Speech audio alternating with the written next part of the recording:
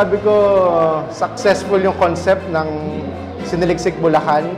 Ang galing din yung konsepto na binukas niya sa mga documentary filmmakers.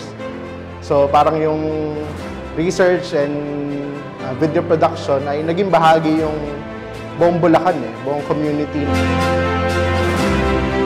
Makasaysayan ang araw na ito para sa lahat na nakabahagi at sumuporta sa programang Siniliksik Bulacan.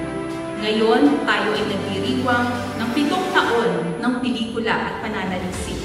Inaasahan namin na tayo ay patuloy na magsasama-sama sa pagsasaliksik ng kasaysayan hanggang sa paggawa ng kasaysayan para sa pamana, para sa sining at kultura, at para sa turismo ng lalawigan ng Bulacan.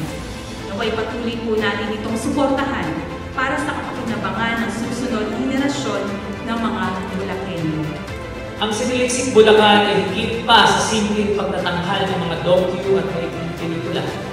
Ito ay isang kulay na nag-uugnay sa ating makulay na kasaysayan, mayamang kultura, at hindi matatawarang halaga ng ating mga kwento bilang isang lahing Bulakenyo.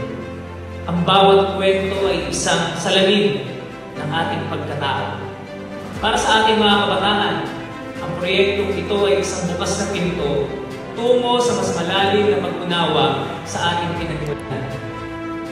Hindi magiging ganap ang ating selebrasyon ngayon kung hindi dahil bibigyan pugay ang isang taong naging inspirasyon at haligi ng proyekto ito. Ito si Doc Eddie.